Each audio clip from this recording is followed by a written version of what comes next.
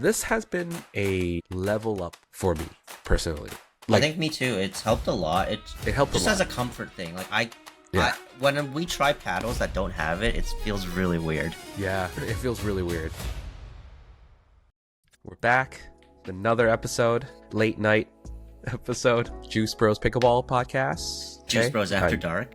That's another topic, another episode, another segment, okay? Don't want to get into that yet. But, however, we are going to get into gear, paddles, accessories, what we both bring in on court, tournament, play, and all that. Yep. Or even in rec play, there's things that we bring. Yeah, rec play. Most specifically, like I think our paddles, what we're using right now, we're not going to review any paddles, just kind of want to go through what our setup is, what we're bringing to court, what we're playing with, and then what our experience is. Journey. Yeah, our journey of me as a paddle nerd, or us as a paddle nerd, and me as a paddle freak and an addict. The one who pulls the trigger on being the paddle nerd. Exactly.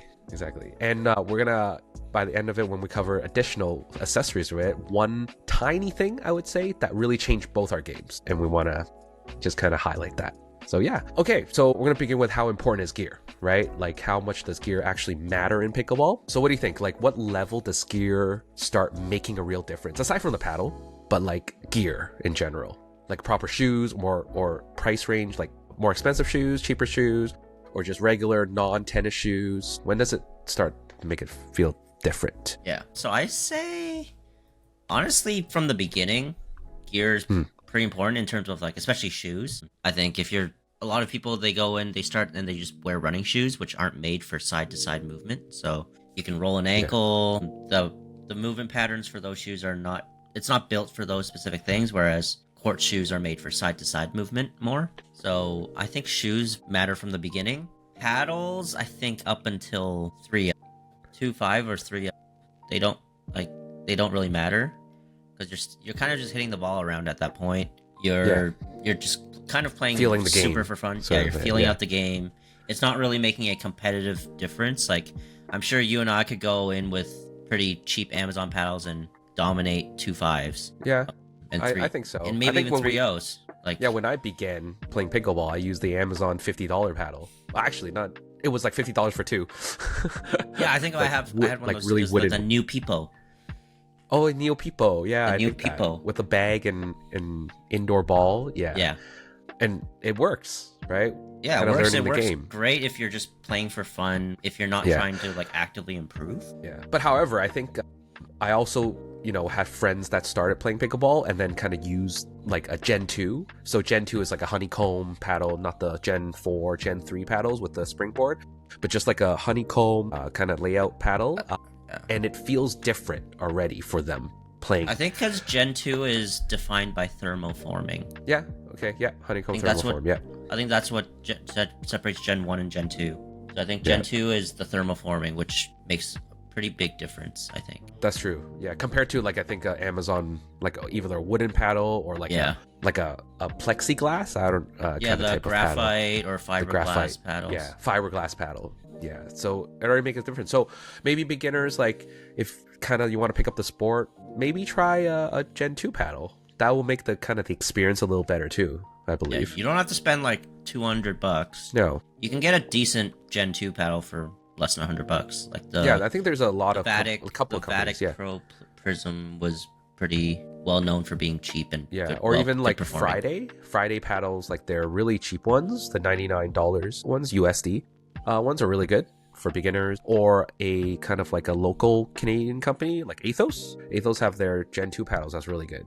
Or Next Gen, really solid. Or Next Gen, yeah, another local Next Gen. They company. have their Gen 2s, they have Gen 3 and Gen 4. Yeah, really solid paddles. Like I think if you're really want to kind of consider like maybe trying, the next step would be trying these paddles rather than jumping into like a $300-$400 paddle, because you don't really know the fundamentals of the game yet. So you don't want to spend $300-$400 and then still kind of be bad at it, or the game's improving for you really slowly and you just kind of dumped in $400 and you're not even enjoying it. So yeah, it's kind of a bad investment. Yeah, like I think at that level when you're maybe 3-0, the paddle isn't really going to make you instantly better. It's going to help cover up some mistakes for sure. Like especially in touch shots, like maybe resets, the paddle might do a bit more for you, but sometimes it'll do too much when you can't it's kind of a crutch in a sense. Yeah. I think you're relying on it too much. Yeah, I think it also, like, you know, spending $400 might be the best paddle for pros and stuff like that, but it might actually hinder your game too, right? Like, because a lot of new paddles are power paddles that, like, beginners can't really control that power. So they're, like, overhitting shots, and then it's just blasting the ball out. So, yeah. And it covers up some weaknesses, because you can get away with just slamming the ball really hard at someone, and you're not learning soft game stuff that will take you to the next level. Yeah, and sometimes injury, right? On the other side, if you're blasting the ball, you know, another gear is eyewear, safety glasses. I think that's a really important investment, because in the beginning, like, I have, like, friends that really got injured in their eye. You know, it was before kind of wearing glasses, but after that, it was all just gotta wear glasses, especially because once you get better, or you play better players, higher level players, they know how to control the ball and not, like, you know, full sending the ball, hitting it so hard that it's just headshotting the other players. But if you're playing beginners, they might, because they don't know how to control the ball. They're trying to just win the point, so they might hit, like, really high shots that's aiming for your head, or even if it's out but you're not fast enough, so you might get hit. So yeah, like, I actually trust higher level players more than lower level players. Like, I don't know, some people might think it's counterintuitive because higher level players can hit harder, but higher level players can also control the ball more and hit certain spots. They're more accurate. Whereas beginners, even if they don't hit hard, but some can hit hard, some don't, you don't know where it's going. So yeah, I feel like even if a pro player, higher level or pro player, right, when they speed up the ball, right, they know where to target, right, rather than, like, you know, they're not accidentally targeting your head. No, they're focused on, you know, left, right shoulder, left, right hip, so that it's not gonna, you know, it's gonna hurt a little, but it's not gonna, like, injure you kind of hit. So yeah, and that's that. Like, don't need to, you know, spend $400 if you're starting the game or trying to improve. It's not gonna fix everything. It might make you feel good at the start, but I think it's the feel good, because that's me though, Adrian. Like, every time I told you, right, I'm like, oh, there's this new paddle, and I'm gonna try it. And then when I demo it, right, it's like, oh my god, I'm hitting all these shots. But then I realize there's a honeymoon period, and then I know, like, I told you, like, oh, once I demo one, and then okay, I'm gonna buy one. So I bought it. I remember the carbon true foam. So yeah, really good hitting it, but I got it, and then all right, couple games, a week or two in, really good still. But then the third week, everything started going downhill. I'm, like, missing, hitting balls too hard, overshotting, really slow at the kitchen. And it's not only that paddle, it's every paddle that been, because, like, for me, I think I learned my lesson now, is that I'm too fickle with paddles. So then you're not really dialing in or getting more reps in the same paddle to know the paddle in and outs, or what's its weakness, to tune it. So then if I'm always switching my paddles, it's always going to be a new setup, and then it doesn't help. And that's why there's sometimes where you go back to, like, a paddle from, like, a year ago, and you're like, oh, this feels good again. This was good, and then it doesn't. and then we're actually like, well, it's because you got better. It's not the paddle. Yeah. The paddle didn't change at all. You just went back with your new skills, and you're playing better with it because you got better. Yeah. So that begs the question, right? What matters more, a new paddle every time, you know, or fundamentals, right? I think it's fundamentals. That's because for sure, you said fundamentals. But there's a little bit of, like, where the paddle helps a little, like Amazon paddle versus a really good paddle. Like, you are sort of gonna get what you pay for the most part, but there's very diminishing returns. Yeah, I think when we're talking about Amazon versus, like, a Gen 2 paddle, then I would for sure, like, maybe put in a few more dollars into getting a Gen 2 rather than an Amazon, like, $50 for 2 paddles kind of deal. Yeah. You know, focus on the more Gen 2, more all court, I would say, control all court paddle. Budget-friendly, all court. Yeah, budget-friendly, that one.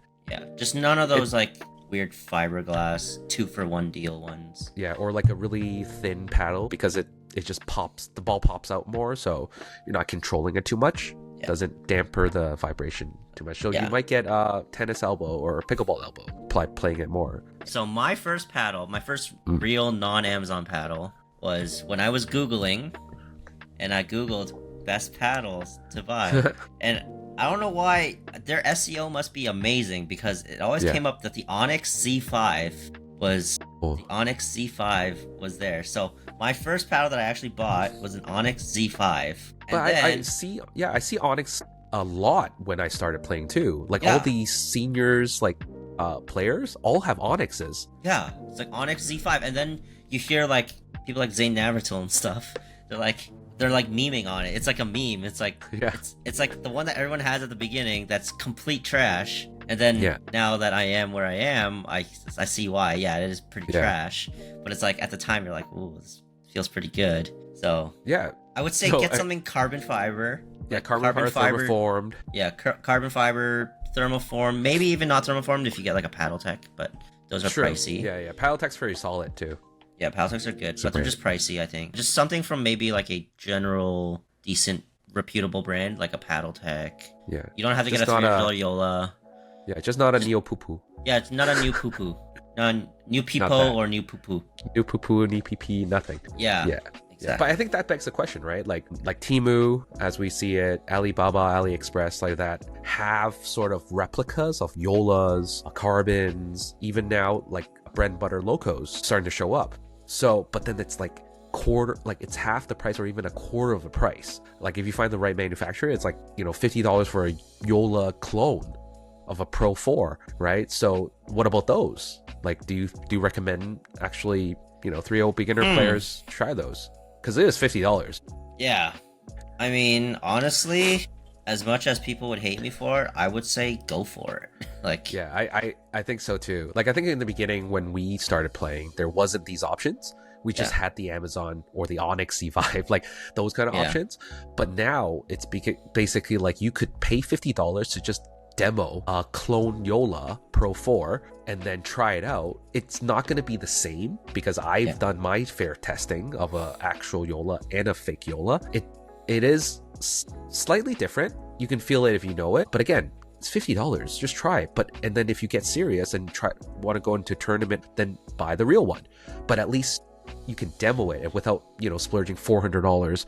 Just maybe the shape isn't right, because you can pay $50 or maybe $100 to get two shapes, elongated or a standard shape. So then you can know that, okay, standard is better, so I'm going to now invest into a more the legit one and then go into tournaments or be more competitive on it. So I would say, I think it's great for rec play. Like if you don't play tournaments and you don't need an upgraded paddle, go for the Temu. Like but if a paddle company ever sponsors us, I will probably change my recommendation.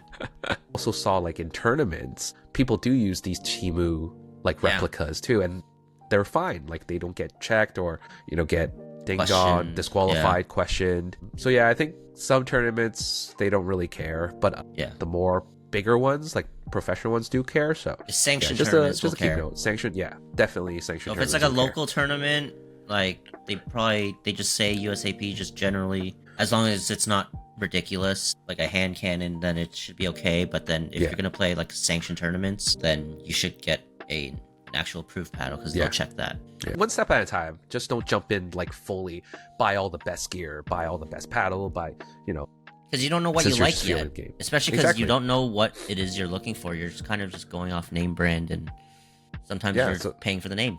So speaking of like, you don't know what you like me, I thought I've always been an elongated paddle person, but recently I've picked up the wide body or even a standard shape, and it's doing really well for me, I think, right? So I think so. I'm gonna say, like, what's our current paddle setup? So I'll start first.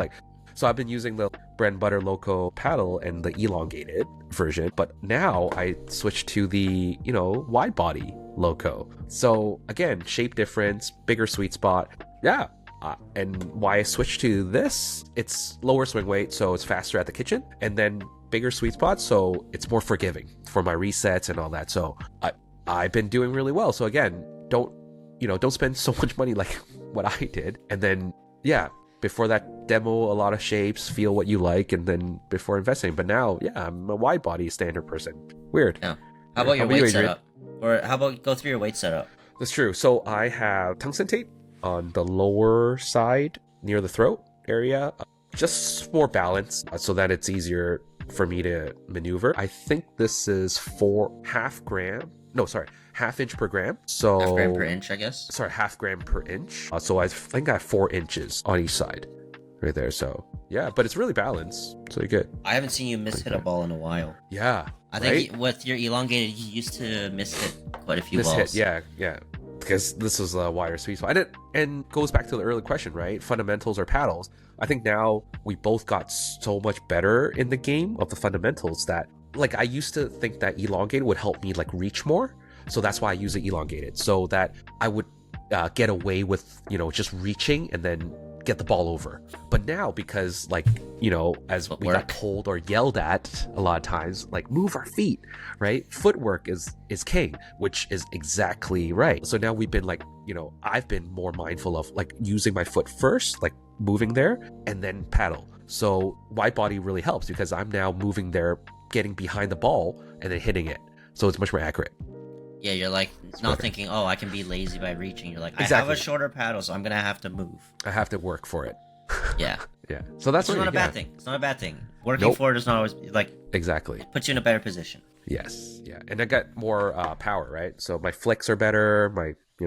So my punches, counters, yeah, great. So I use the bread and butter Loco hybrid. So the difference between hybrid, elongated, and wide body. So wide body is like short, more square. Elongated is a little bit longer, probably about an inch longer. And then in between is like, or I think it was half an inch longer. And then hybrid is like quarter of an inch longer than the wide body and quarter of an inch shorter than the elongated. So it's very minimal, but I need it because I have short arms. I am the T-Rex. I call myself the T-Rex because I have the short arms. Not anymore though. Yeah. You're the raptor because you move, okay? I guess I move my feet now. Yeah, the raptor. Yeah, so the arms are still the same length, but yeah, but you're moving. I still reach for a lot of balls, and I still miss when I don't move my feet. But when I do move my feet, the raptor comes out, I guess. Yeah. So the quarter of an inch, sometimes I think it makes a difference. It probably doesn't. It's probably just a placebo effect. But I like the hybrid for a bit more reach, because I need it. It's good for my flicks. There's a little bit more leverage with the length. So if I hit the edge, it's a little bit more like torque, I think. Yeah, I just like the weight of it more. So it's like a nice balance between reach and stability. So best of both worlds, in my opinion. Who knows, I could be better with a wide body as well, just like Davin. I just haven't tried because I was kind of a hybrid person from the start. Yeah. So I don't know if we're going to go through our paddle history. Mine is a lot shorter than Davin's. So basically, as I said, I started with the Onyx Z5. Yeah. I quickly found out that was not really the play. Then I got a 6-0 double black diamond, which was hybrid shape as well. So that was hybrid shape. Then I messed around with paddles from like smaller companies. But they were all hybrid shapes. And then I went to Honolulu, the J2K, the glory days. So the J2K, also hybrid shape. Then I went to the J2K Plus. And then I went to the Honolulu J2NF, which I have next to me here. So I'll probably drop our promo codes in the description. If anyone wants to buy, use my Honolulu code. If you want to bet bread and butter, use Davin's code. Yeah. So we'll leave it in the description. Yep. Shameless plugs. And then so from the NF, I went to the Loco. So as you can see, they're pretty similar shape. Like they look very similar. So the reason why I switched was, from everything I heard, the Loco was basically like the Honolulu J2NF, but better in every way. So it's just like the exact same shape, the exact same stuff, but just more pop, more power, which is what I wanted because I'm not the biggest guy. So I'll take any bit of power I can get. So yeah, and in terms of my weight setup, from the start, I just used what Ben Johns did. I watched all of his videos he basically takes about like 5 inches of tape. So I think my setup is 5.5 inches of 0.5 gram per inch tape. And I put it basically starting at like 3 o'clock and then go down to basically like 4 and 8 o'clock on a clock if you're going to go 1 o'clock. So just for more stability, when I hit balls like down here, keeps it more stable, more energy return. And yeah, that's mine. Yeah. And I think you've been a hybrid guy. Like you performed so well with the hybrid that I don't think like... Well, I did use a wide body before. I did use a Yola 3S at one point. I had the Yola Scorpius 3S. At one point, the orange one. The Colin John's orange one. Yeah. That was interesting. You also use the Fat Boy once. Yes, I used a Fat Boy for a tournament because my J2K core crushed the day before a tournament. And I was like, wow, I don't want to use an unpredictable paddle. So I asked Davin, could you lend me a paddle? before our And first 4-0 tournament. Yeah, first 4-0 tournament. And I was like, the night before, I was like, I guess I'm going to borrow your Fat Boy. Yeah. Went So to Fat Boy practice is from Fat Boy bread and is butter. the same shape as the Loco, but it's also bread and butter, but it's a Gen 2 Kevlar service, so it's softer, plushier. Yeah. And it's a good paddle. It worked really it well. worked. Yeah. It was very good. It was very good. Yeah. Basically, your wide body is just the Fat Boy, but with It is. foam, But with foam. and Yeah. stuff. Yeah. So, do you think like like the Loco is more on the power side or control or all court? What do you think? I'd say it's definitely more power on the power side. Right? Yeah. Yeah. Definitely more on the power and pop side, and that's the trade-off that Yeah. I'm willing to make because Yeah. I feel like I have pretty soft hands, coming from like a baseball background. So I feel like I can catch the ball decently well and absorb pace. So I'm making that trade-off where I want a bit more power, especially on my counters and putaways. Yeah. So that Get that extra oomph. yeah, a little oomph, Onto it, right? especially when Yeah, you yeah. pop a counter back. Yeah. So it's really nice for that. And I feel like Yeah. I think like why I do really recommend, besides being the paddle of the year 2025, is that it gives, because it's a power paddle, and then if you have like your dinks and stuff, because it comes off of it, I think a little, it's not poppy, but like it gives that slightly pop so that it's actually forgiving for a dink, and it gets it over. I feel like you don't have to too much work, but again, you still have to have your footwork and all that, but it just gets it over better. Like, that's what I feel. I feel like when I the use it. hardest part of dinking with the Loco is actually reining in the power rather than like getting it over. Because getting it over is fine, but the problem is sometimes they pop up because it's pretty poppy. Yeah. In general, like it that's fair. happens for me too. So I That's don't fair. really think I have an issue with getting it over, as compared to like other paddles. Sometimes I have to like swing a bit faster, swing a bit harder to get the ball over. Whereas with the Loco, it's kind of the opposite, where it's like they go over, but sometimes they go too far over. Yeah, and it's not like an uncontrollable, like all of a Not like sudden a boomstick for random me. pop up. Yeah, it's not a random pop up, but it's just slightly that. You're right. That pop. It's just when you're dinking, it comes off higher, so that the ball your dinks might be higher, right? If you don't have that. Yeah, if you don't have your swing speed pretty yeah. dialed in, Yeah. then it can pop up at times. But that's the trade-off we're willing to make for a bit more pop in our counters and stuff. Yeah, that's fair. I have no complaints. Yeah, that's why been back and forth, and then it's always the Loco, back to the Loco. Right? Yeah. All right. Speaking of gear beyond the paddles, okay, I think you mentioned about shoes is really important, and I agree. Like, don't skip on shoes. Like, shoes it's a night or day thing. It's proper shoes can help you prevent injuries, and also if you play a lot, it helps you with knee pain, heel pain. The right insole, the right shoe. So yeah, shoes is a really good one. So, and then I think we've went through many type of shoes. Yeah, different brands. Different brands, because the outsoles wear out so fast if you play a lot, especially on hard court surface, dedicated surfaces. I went through like the brand like Head, their Sprint line, and then Asics. Asics was really good. I think I really liked the Resolution 9s, which they don't Gel Res make. 9s. Yeah, Gel Res 9s, which they don't make anymore. Sad. Yeah. Sad They're a face. lot different than the 10s. I've heard stories from people that have the 10s. I think you had the 10s, didn't you? Nope. Did you have the 10s? I did not. No, I did But not. I heard from the everyone 10s that- was bad too. Yeah, I heard the 10s were not good because they're a lot stiffer. It's heavy. Stiffer Yeah, and heavy and stiff. Yeah. So we prefer the Gel Resolution 9 if you can never find them anymore. Yeah. Which I don't Definitely know get if you a can. couple pairs if you can, but Yeah, I think they're Gel discontinued. 9s are really so- good. But I hear there's then some alternatives that are good, like A6 FF Speed. I haven't tried them personally, but Yeah. yeah. Right. So I'll only talk about the ones that I've tried personally. Yeah. The ones we've gone through, right? And then after that, we both. Oh, I went to the Babolet Jet Mach Babolat, 3s. Jetmach. Yeah, those were actually coming from a Gel Resolution 9. Like, and then I went back to Head. The Babolet's Jet Mach 3s are really good. Yeah. I think it's even better than, in my opinion, better than the Gel Resolution 9s from Asics. I think it's just, I would agree. the grip is so much better. It's still as light. The toe box is wide enough for me because I have wide feet. So yeah, it's really good. My only complaint is a little bit of the durability of the outsole on the Babolots are a little lacking. So I've had 3 pairs of Jet Mach 3s. My Yeah. first pair lasted me around a year, I think, but that was with varying amounts of play in different surfaces. My second one, I mainly played on like hard courts, so then I went through it in maybe like 3 months. And then my current pair, I think they've only lasted me about a month. Meanwhile, now I'm getting into like the under parts of it. Oh yeah. I think mine too. I think mine lasted 4 or 5 months, and then it's just the toe area on the bottom side. It's just one more. 4 or 5 section, months. That's pretty good. That's really... But you play a lot more than me. Oh, that's true. Right? Watch our other episode to see how much Davin plays. Yeah. Not as much as this guy.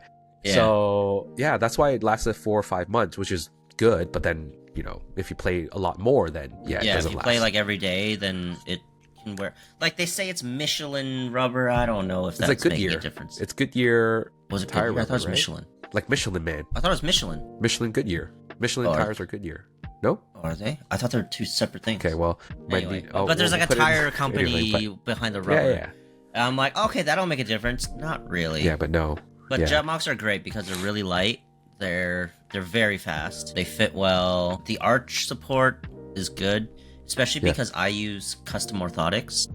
So my podiatrist prescribed me some custom orthotics just so that I can use them while playing pickleball. So I have those in my shoes. So because I have flat feet, I need it. So I still get heel pain sometimes, like if I play a lot. But the orthotics definitely help a lot. So I don't know for other people that do need orthotics, they're pretty good for it. Especially the Gel Res 9s, I think were better for my orthotics. But I moved them from the Gel 9s to the Babolat's. They still fit okay, but it's not the exact same. Yeah. But I think it's still fine. It works great. So Babolat Jetmock 3s are really good. Yeah, I think I had custom orthotics, but again, it really helps custom orthotics because it just molds to your feet, whatever problems you have flat feet or all that. But do find a credible one. I think mine didn't help when I did it. I think you have to maybe ask the right questions, or it's sports related orthotics if it's possible, because I think mine was just for everyday use and did not help. It actually made it are they worse. like over the counter ones or no? No, it's not. It's actually it's custom. 3D scanned and all that. But it was just like they weren't built too much. Like they have the arch and stuff, but then it just didn't help. It actually my heel hurt. So and then I switched to a more foamy one, but it's like they're calling it a cloud kind of way insole, but that helped me. So find what works for you. Some people like over the counters. Yeah, everyone's foot's different. So let's try it out. Yeah, again, So shoes, and then now, I went back to head. Like my battlets are gone, so I can't really use it. So I went back to unusable. My head. Yeah. But you also wore your Gel Res 9s on a family trip. Yeah. So okay. Pro tip: don't throw your pickleball shoes or tennis shoes out. So I went to Japan, and then there's a lot of walking in Japan. So I was like, okay, I can't wear my Adidas Superstars because it's really flat and I'm not going to last in those. So why not? I'll take my Gel 9s over there because I'm going to throw it away anyways. So might as well just use it for walking because I'm not playing. It changed my whole trip. Like I did not get tired. My legs did not get fatigued. Didn't have any blisters or anything. Like it just, wow. It's a game changer, I think. But so because they're court shoes, they're kind of made for more side to side movement. Were you moving side to side much while you're walking? No, I wasn't. Though? But it has that stability too.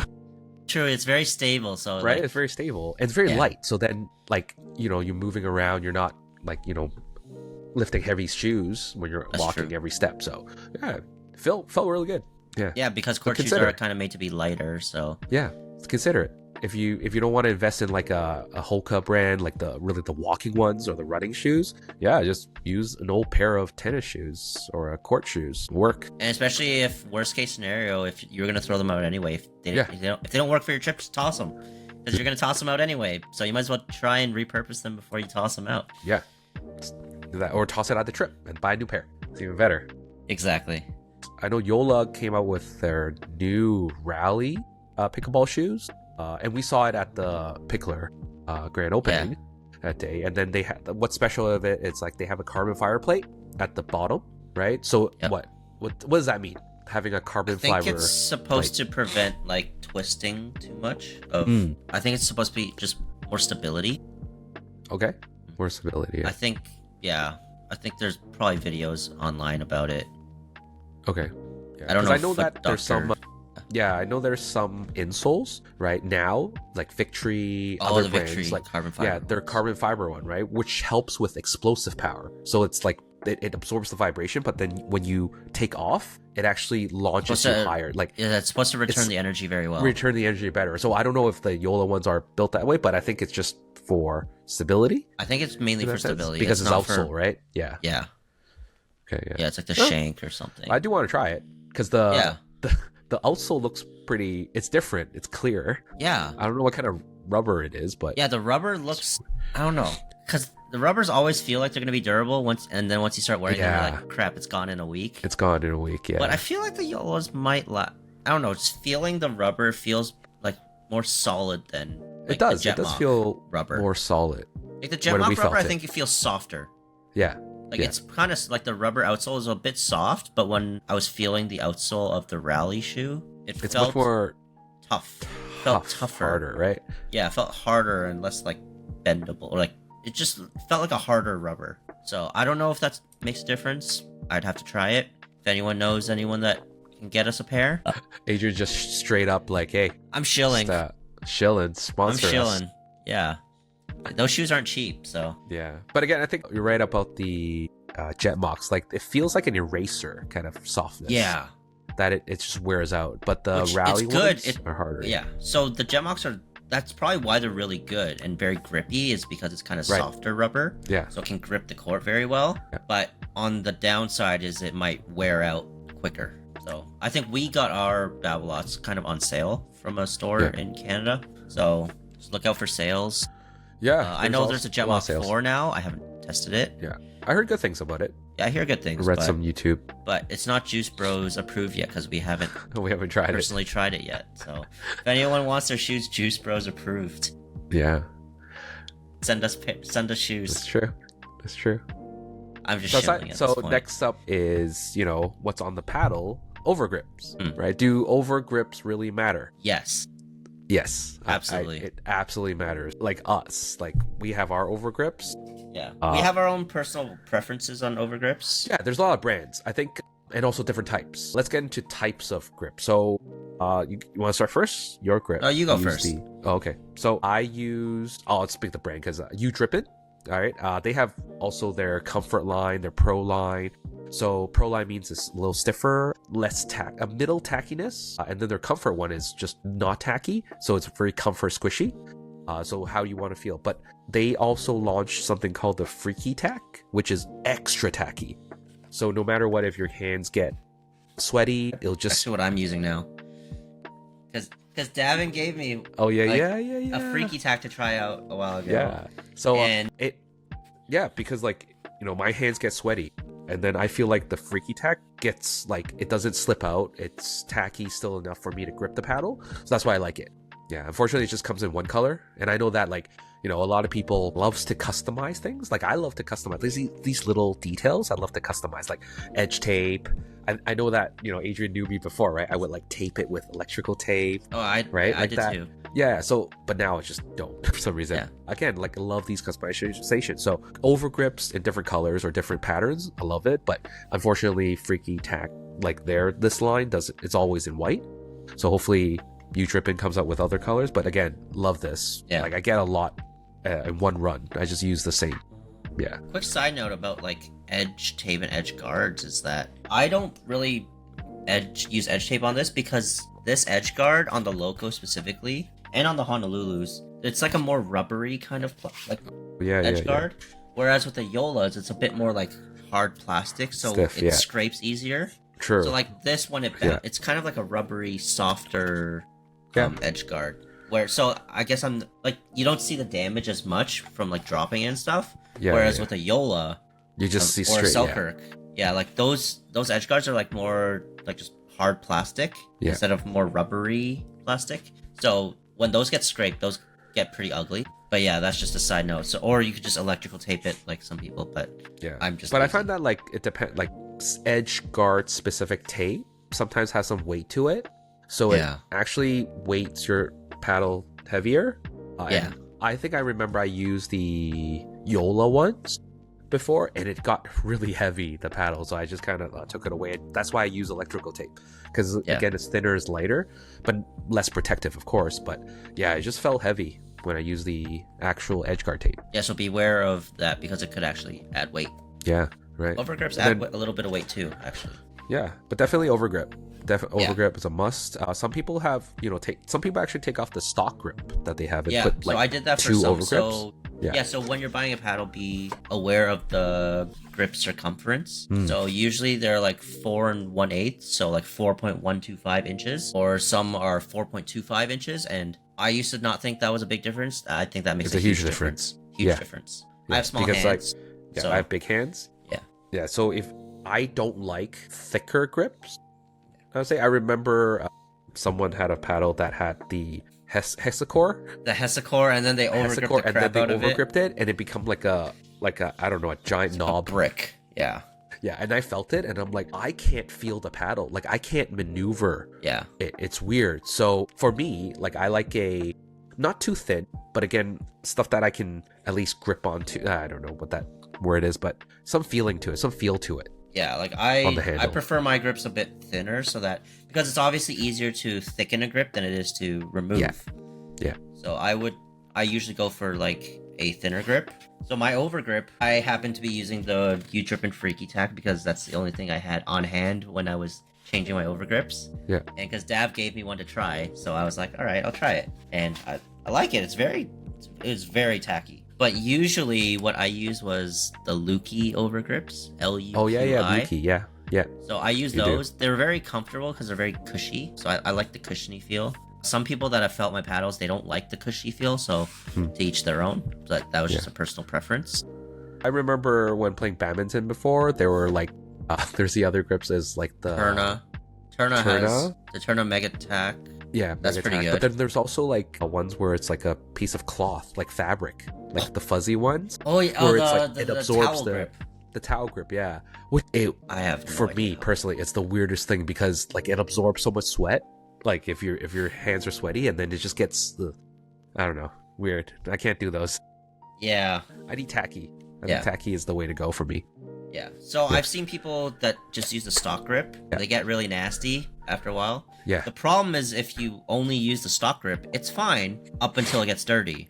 So the point of the overgrip is that you can replace it, but you can't really replace the stock grip, or else you're kind of taking away stuff, and then it gets.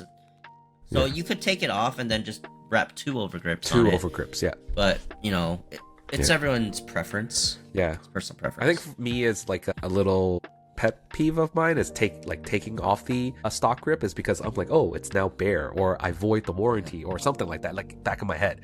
So then I'm like, I can never get the stock grip back how it is. So that's why I'm like, never get it back to the way it was. Yeah, that's why I never take off the stock grip and I just do one over grip. Yeah.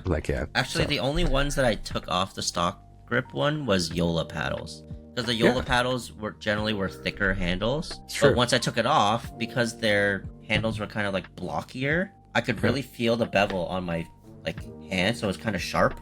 Yeah, it's kind of sharp, yeah. So I think that's the one you might have done the same. So yeah, no, I think that's the one I did the Hexacore on. Like I tried Hexacore before, and it was on the Yola paddle. So I took off the stock grip, put the Hexacore, and then put the over grip. That must have been heavy. It's weird. I can't use a Hexacore. Yeah. I remember when it was all the rage in like a year or two ago. Everyone's like, yo, I got a Hexacore. And then for people who doesn't know what's a Hexacore actually. So it's like a sleeve with hexagon, octagon, like shapes. Yeah, octagon. It's like a honeycomb. Octagon. It's like a rubber grip. Yeah, rubber grip. So sleeves in, then you put the over grip on it, but you have to take off the stock grip and then sleeve it in. So, but then these notches is supposed to like kind of have where your fingers are, so you're always in the same kind of grip. So you're not like slipping or opening the paddle too much or turning like that. So it's always locked in. So yeah, it was all the rave 2 years ago. Yeah, I don't know what happened to that actually. Actually, yeah, I don't hear much about it anymore. Not many pros use it either. Before, I think there were couple pros that use it. Yeah. Used it, but oh well. But we have something new. As you notice on our paddle, we showed this little we have a little trigger. Yeah, so this is called the Trigger Grip Pro. Okay. I don't know if you guys can see it. Yeah, but it's literally a trigger, okay? So what you do is you take off the overgrip, you slip in this trigger, this rubber, it's a soft rubber, this trigger onto it, whichever position, if you like it certain way. But we have it at Continental. Yeah, in a way that when we hold, our index finger is on the trigger like that. But yeah, so it goes on there and then you over grip it. So what this does is you put your index finger onto the trigger because that's how you normally, but it actually locks in your position, so it doesn't rotate while you swing out. So then you can like flick. Well, if you do a flick, backhand flick, it's actually much more, I would say, you get more leverage. They get more leverage. That's the word. Yeah. Leverage. You get to pull on it. Yeah, you get to pull on it so that you're not, for me, it's like you're not death gripping. Because I feel like without it, I death grip. And then once I'm tense, I death grip and then it just launches the ball. But with the trigger, I can actually pull onto the trigger and then loosen like the other finger so it's not death grippy. So you see right now, I'm just holding the paddle with the trigger, but I can still like kind of flick onto it without. Whereas without it, it's very floppy. Yeah, without it, it's like... Yeah, but try it. Yeah, like that. If you turn it and try it, it's pretty floppy. Yeah, it's very floppy. Like, but then and then when you counter, I think counter is the much more beneficial one, where with the trigger, you can actually hold it like much as a stronger like a board to block the ball or counter the ball better. Yeah, or even your overheads, like you have that leverage trigger to like just, even on drives to an extent, you can kind of like pull up on it a little bit. And pull up more just to kind of like whip it more, yeah. I feel like. So yeah, this has been a level up for me personally. Like, I think me too. It's helped a lot. It helped just a lot. As a comfort thing. Like when we try paddles that don't have it, it feels really weird. Yeah, it feels really weird. Off because we're so used to having the yeah. This gives more leverage, like for us to like pull shots. Yeah, especially for backhands. Yeah, that's for backhands. I feel like I can pull on it, like I can pull forward. So when I'm like this, I can like pull on it. So it gives me a bit more like oomph. And usually when people teach like holding the paddle, they kind of teach like a trigger grip anyway, like to have your trigger finger. Trigger like that, not like this or something. Yeah, not like a hammer grip. Not like a hammer. Not like this, but like to tilt it and then you put the finger up here. And then have like a little trigger finger.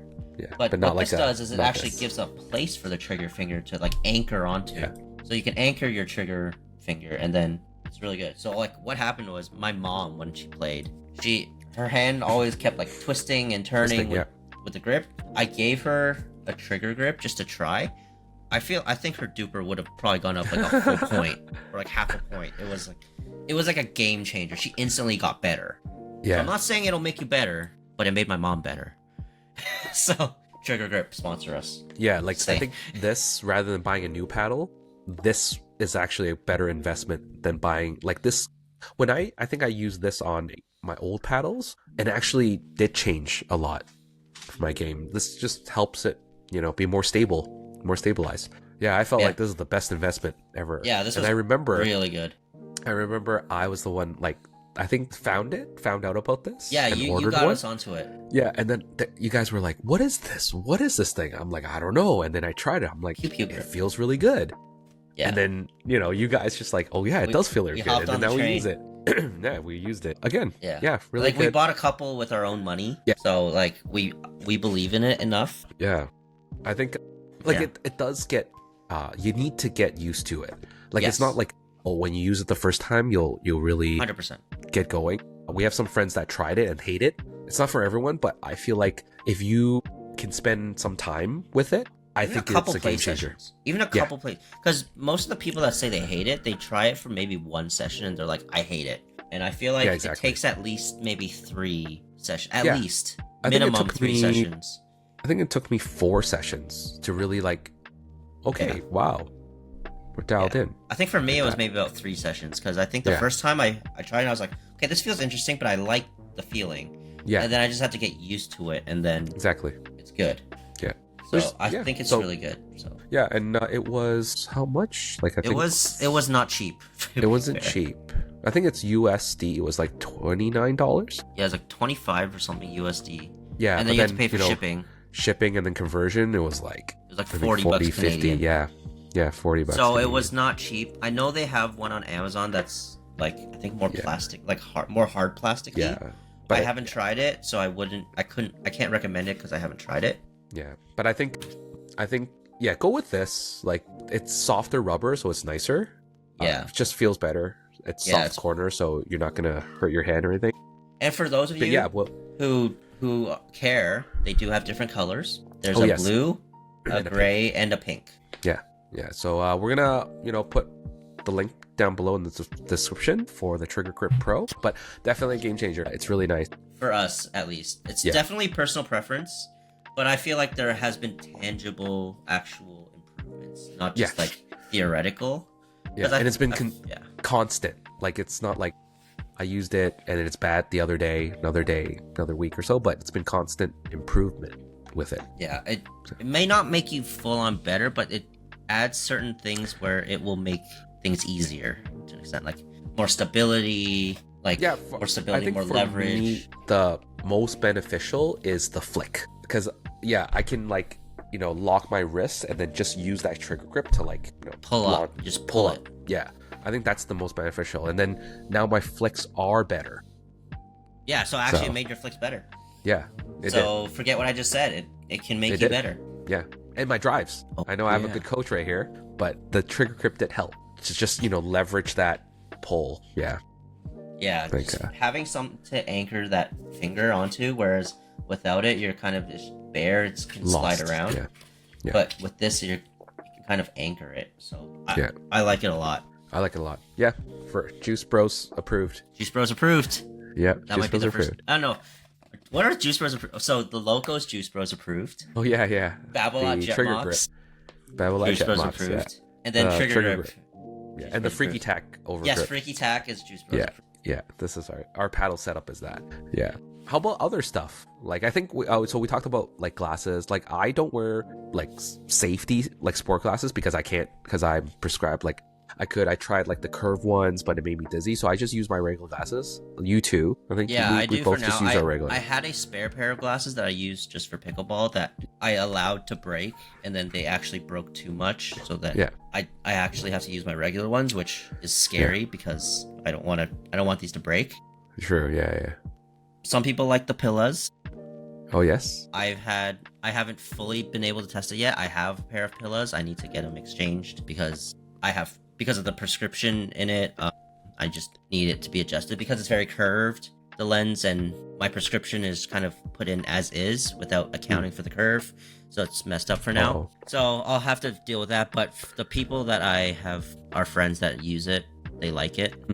Actually, there have been mixed reviews from people. Some people some people like it. Some people are kind of on the fence about it. Yeah. I think one comment that I heard was that because the lens, the different color, makes the ball jump out more, so it's like a huge contrast where the other things on the court just kind of dulls out, so you're not used to it and that, so the ball's just really in your face. And yeah, so there's that. But that's Pilla specific. Those are expensive. Yeah, it's really expensive. So I cannot Juice Bro approve that yet until I fully get my hands on. But I think it's some type of eyewear. Yeah, protective glasses. Just protect your eyes. Yeah. I know there's some other kitchen blockers is a really big brand now. If you don't have prescription kitchen blockers, they seem to work well. Style wise is hit or miss. Some people like it, some people don't. Some people hate it. So but again, it's not expensive, right? But it protects your eyes. Yeah, with the game getting faster, you need to protect your eyes. You do. And paddles are hitting harder, right? New technology, power paddles. So yeah. And even experienced players, sometimes they don't always hit the ball perfectly, and it can sail high. Yeah. Especially it's the most common ones are like a net court ball that hits high and then hits your face, or ricochet from your partner's paddle. That's the most common. Yeah, it usually is not your own fault when you get hit. No, it's not. It's usually not people directly hitting the ball at your face, where it sometimes is, but a lot of times it's the things you don't expect, like ricochets off the net cord, your partner's paddle, your own paddle. Yeah, your own paddle. Things like that. So that's Juice Bros approved. Yeah, and then you don't wear a hat. I don't really wear a hat. I let my hair free. Yeah, I always wear a hat because I sweat a lot. Yeah, type of hat is really important. You need a polyester. Yeah. So that it kind of repels kind of your sweat. Something breathable as well. Yeah, something breathable. Yeah. So I always wear a hat.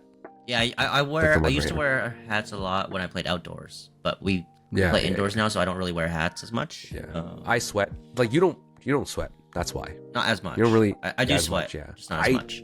I soaked. I'm soaked down my head. So that's why I need a hat. Bags. I love bags. He's a Like, bad guy. I'm a bad guy. Yeah, like backpacks, messenger bags, especially now pickleball because it is. So yeah, let's talk a little bit more bags.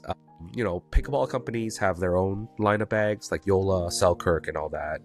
I think they do their job, right, as a sports bag. Just like Yonex have their badminton bags, like, Head have them for tennis or even other brands. But I think they're just very like pickleball or tennis or sport related bags. But I like bags that's multi-use because, I can bring it to work, then I can go play.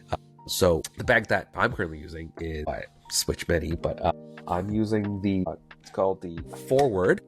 Okay, the brand Forward. We'll tag them. Yeah, we'll tag them down there. But it's the kitchen caddy. That is a really good bag. I also have their Kitchen Ranger. I backed it up from the Kickstarter, so it's such a great brand, such a great company, great bags. It's very premium though, right? Very premium. Price is premium, but again, I think it's the material too, right? You're getting a really solid bag. Like I've been using it for couple months, like actually half a year. Way more than a couple months. A year. I think more. A year. I would say a year. But yeah, it's still holding up. It looks brand new because it's so customizable. They have paddle seats in there, but that's removable in their new version. So it's a big, huge like hole, but it's a structured. So it's always standing up. And then so you can put paddles. There's a laptop sleeve, dedicated section in there, compartments to hold your other stuff. Yeah, it's a really good bag. I used to use the Yola little backpack thingy, the little cheap one. Wasn't that cheap, but it's like a backpack. Yeah. But then I switched from that to the ADV. ADV backpack. So it wasn't. Yeah, it's not the main ADV bag. The main ADV bag is bigger. Yeah, this is their V2. Yeah, their V2 backpack. Pickleball V2 backpack. Yeah. Yeah. So that's a different one, but this one is just, I think. Oh, this is the their backpack. Kickstarter. Yeah, there's the smaller backpack. So I found when I got both of them is that I like the size more because it's smaller and not as bulky, and it still has a lot of pockets. Signed by Anna Wright. But yeah, there's a lot of pockets. It's great. It has the laptop sleeve. It holds a bunch of stuff. I just think it's great. The zippers are high quality. The straps are very well made. Yeah. The strap placement is kind of nice. Like they have this middle strap in between, so I can kind of just carry like it. a luggage. Yeah. Yeah, like a luggage. Like a duffel luggage. Yeah. They have this one too, so I can carry it from the side as well. Yeah. So they got the fence hooks. Fence hooks are nice. Yep. Yeah, just lots of pockets. Lot of space. Yeah, it's great. It's great for trips as well, like if you're going somewhere else on a trip. So it's really good. No complaints. Yeah, I think these two brands does really amazing for bags. I haven't seen any new ones. Like I know that other companies do it. Neonic has their new backpack, which is pretty nice. So like it has a dedicated actually zipper sleeve for your laptop and your iPad and stuff, but then there's also a more vault section where you open up and then you can put your other stuff. But I think the caveat is that it's expandable, so if you have more stuff, it's like a luggage expand, so you just unzip it and then it expands further. So but it becomes like a turtle shell, oh, that's cool, like a huge one. So and the price isn't bad, so that's a pretty good one. Oh, for the ADV bag, they have like an insulated pocket for drinks and stuff, like a cooler pocket, which is nice as well, if that matters to you. Yeah, I think for tournaments, it really matters. Like if you need to keep your electrolytes, Gatorades, or anything, water, cold, fruits, and all that, a cooler bag section would be good. And it's all in one, right? So you don't have to carry like a cooler separately, but then, And like the shoe compartment, like I know some people don't like storing their shoes inside their bag because it gets smelly. I'm lazy, so I'm choosing to put my shoes in there. Yeah. And I have never forgotten my shoes because they're always in my bag. Yeah, so that's true. Some people that carry them separately sometimes. I have to carry it separately. Like I think that's the one other thing I can't fit into my bag is the shoes, because I do bring a lot of stuff. Like I do like bigger bags because I bring a lot of stuff. Like I have my camera to record games, tripod, and then sometimes if I go to work with the laptop, my tech bag pouch, and then I have my electrolytes, snacks, and all that. So it's like a lot of stuff. So I need a decently sized big bag. So I do tend to like bigger bags. Yeah. But some people have like a thing on the side that holds their shoes separately. So that's an alternative. I used to use those. Yeah, like the little rubber thing where it hooks the shoes. I need to get one of those probably, but yeah. But again, I think on the outside, like loops matter. Yeah. Yes. On the bags. Yeah, because then you can hang like either now, like a lot of, do like Labubus. They're hanging on Labubus. Yeah. Or even little charms, right? To like just personalize your bag. Yeah, Pikachu's. Yeah. Or little like knickknacks, right? So to personalize your bag, I think to give it character, that's really good. So if you're, thinking of designing a new bag, right? Like these little things do help. Yeah. I mean, I would say you don't really have to spend too much on a bag unless you really need to. Like, especially if you're starting out, just anything works. Yeah. Like I have a friend who I was gonna say is known for their tote bag, their Trader Joe's tote bag, and she's a very good player. Don't get me wrong. No, she's amazing. Yeah. She's one of the best players that I know. Yeah. But and she uses a Trader Joe. Yeah. Well, she did until she got a Yola bag. Yeah. So now she uses a Yola bag. And now signed. And now it's signed by Anna Bright. But before, she used a Trader Joe's bag. Shout out to you if you're watching. Yeah. Yeah. But so again, that Trader Joe's bag, Trader Joe's tote bag, it works. Like those reusable shopping bags. Yeah. But again, I think that's how every sport or even hobby is, right? Like especially sports. You want to like maybe show your character a little bit. Yeah. Like for me, like me and you, the difference, right? Like I like these little things. Yeah.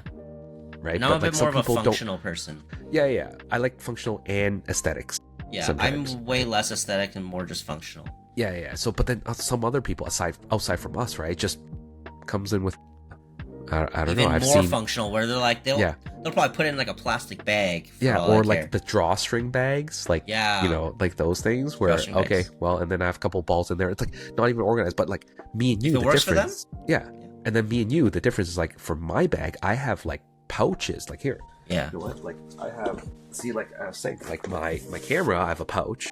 Like a packing cube. Yeah. And then I have my, gotta shout out. So then, tell time. Like you drip in like, accessory pouches, right? Like 2 of them. So like, one's for the grips. Okay. One's for grips and one's for my snacks and electrolytes. Wait, those are in your bag every time? Yeah. I never even noticed that. Yeah. Cause I never really take it out. Yeah, you never take it out. Like look, like my grips, right? And then here, like my scissors, and then lead tape and all that. So it's all organized. Like I don't even have to dig in. So if anyone knows us and needs overgrips, just ask Davin. He's got he's loaded. I have tons. Yeah, I have tons. Just ask me. Yeah, he's loaded. But I think that's the difference. Like I like compartmentalization and organization. Like I don't like to ramble. But that's me outside of pickleball. Like when I travel, I pack and cube this. I make sure everything's in a bag. Like I'm very organized because I hate frantically searching for things. Yeah. And that is the difference between me and you because I am I'm the type B person. I'm like, you know what? It's in there somewhere. I'll find it eventually. I remember you were like, I have a ball in there somewhere, and I'm like, he literally reaches into his ball compartment, pulls one, and I'm like, it's in here somewhere. Wait, it's in here somewhere. Yeah. Yeah, I'll dig through like a towel, like some drinks, and I'm like, I found a ball. Oh, that's not the right ball that I wanted. Oh, let me reach in for another one. Yeah. So, I think that's the difference. So bags, in a way, don't have to spend too much. Like if you're not into it, but then, it depends on your personality, right? A lot of I know like female players like to fashionize like their game, right, or their outfits. Like for guys, like I think us, we don't really care. We just need. Some like I think for me it's just like make sure it's like dry fit material or something that's better breathable and all that.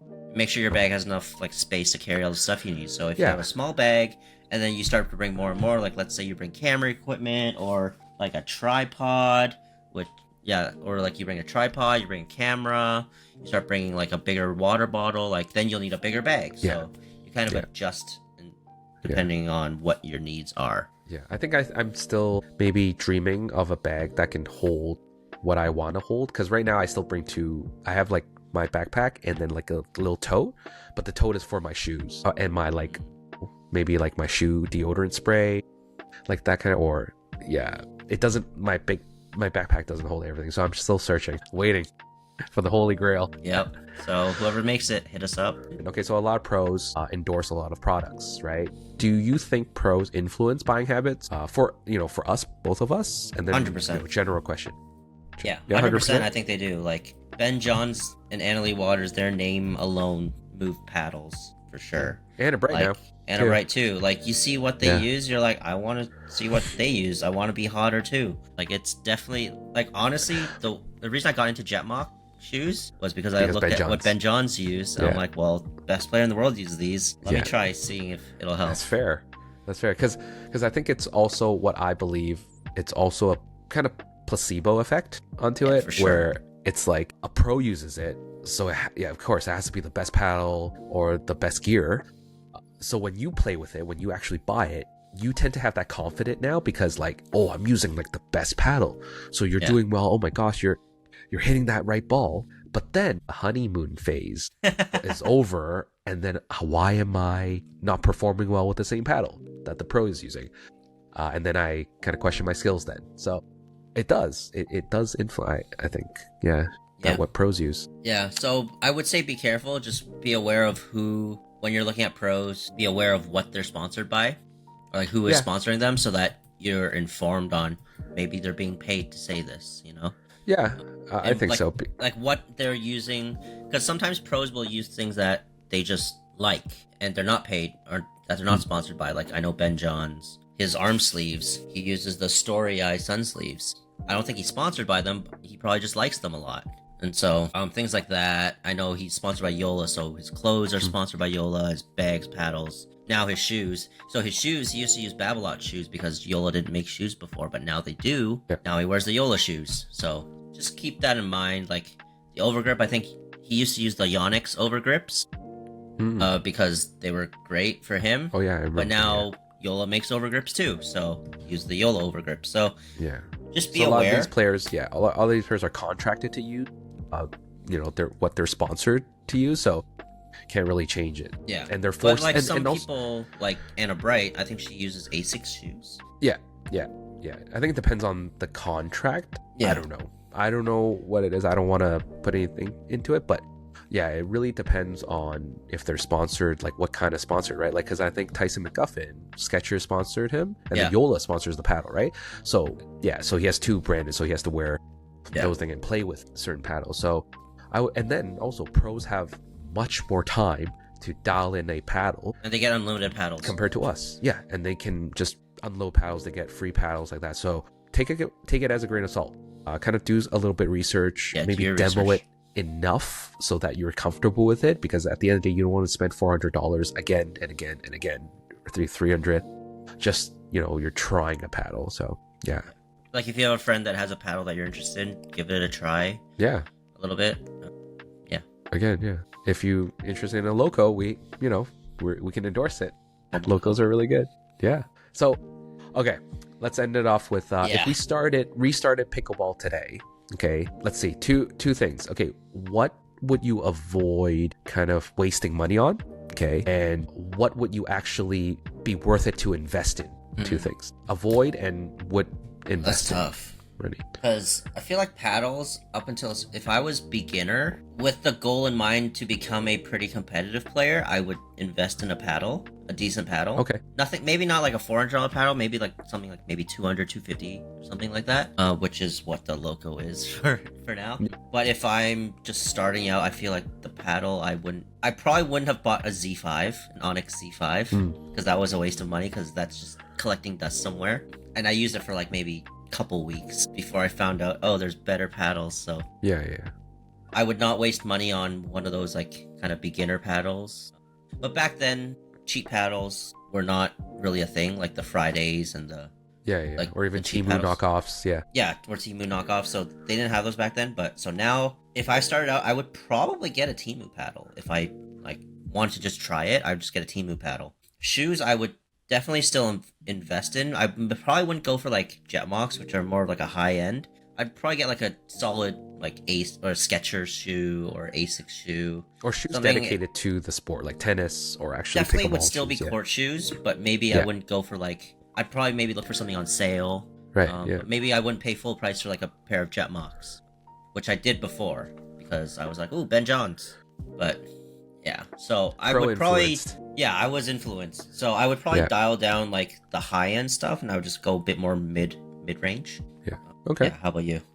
So I think investing in as a beginner or starting player, shoes, that's definitely something I agree on. Like getting a good pair of shoes, don't go too expensive because they'll wear out if you play a lot beginning. Yeah, shoes definitely, like court shoes, dedicated court shoes. There we go. What I would avoid, I think it's to, buying. Okay, I think we're both like in the same mindset. Buying expensive paddles, like wasting a lot of money on really expensive paddles.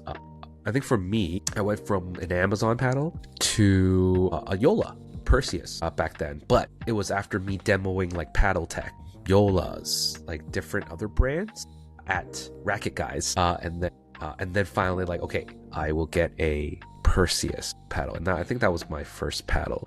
But I don't think But now that didn't because help there's your so game specifically. it didn't like, help fix your because game. because I think I need to dial in the fundamentals because I was just playing rec games every day. It was slowly improving, but the paddles didn't really benefit it that much for me to spend that much money, I think, back then. But now, because there's newer options like even the Temu replica, right? I would, again, agree. Go with the replica just to try it out. And then while you're getting better, then start investing into a more... Or cheaper brand. Like there's like legit paddle. Honolulu paddles. Yeah, Friday paddles are really good. Fridays. There's so many brands these days. Yeah, there's like, so many now. So, yeah. Athos is another good brand. Yeah, so. Athos, Next Gen. Like, it's pretty hard to go wrong these days. You have to really try to get a bad paddle. Yeah. Yeah, and So, honestly, I've seen beginner players with like the latest Pro 5 paddle that's like $450 bucks, or like beginners with boomsticks, and I'm just like, this isn't gonna help you. Like, and then they're just popping things up, hitting things in the net. It's like, that paddle's not gonna help you not hit it into the net. Exactly. You are the fan of the Gatorade and the Powerades. Yeah, so that's two different camps. So that's true. Some people like to just bring water. For me, I like sugar. As you can, if you see my body built by sugar. So I need some of the sugar. I need some of the taste. So I drink a lot of Powerade, Gatorade at the expense of my wallet, but I feel like it's worth it to me sometimes. Yeah. So and I go. Some people have electrolytes, water. I go with electrolytes, like powder pouches, convenient. They just mix into water. It's a little bit better than Gatorades, Powerades, for sure, because of sugar. Certain brands, like I use Liquid IV, is one of them. Element is a really good one, but expensive. Yeah, I think compared to Powerade and Gatorade, like the powder electrolytes are definitely more expensive. Like I think equally, like a pouch is like $2 and something. Yeah, and it's technically less convenient because you still have to like mix it in and stuff. But again, I think for me, I'm just the convenient.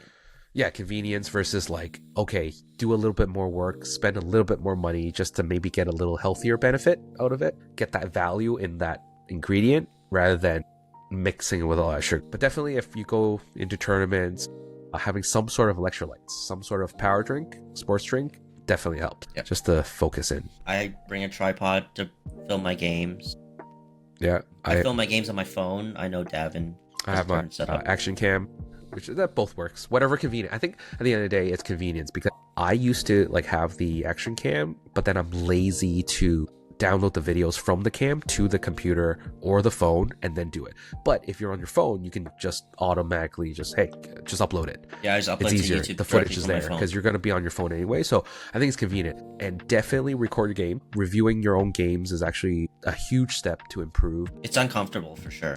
It's uncomfortable because you do not want to just review the highlights. You have to review the ones you miss, the ones you hit out, the losing ones, because that's when you learn to get better. It's very important. So definitely record, but also don't make it an obstacle for record. Just, convenient, get a tripod, pull up your phone, record. That's it. Yeah. Nothing fancy. Upload my videos to YouTube because I use it as cloud storage.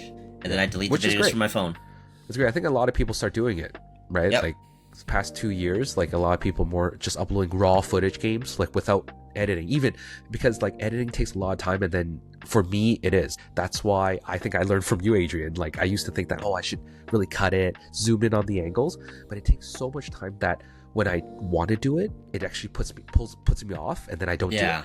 right? But for you, like, you just upload, which is fine. I And just straight upload. I'm just like, I will be on the toilet being like, all right, it's time to upload. Throw it up there, and then so I can do it from my phone. So yeah, it's great. I have I bring your mics. path. Yeah. Mic up sometimes is good. Yeah, Talking so about when- strategy, especially in tournaments.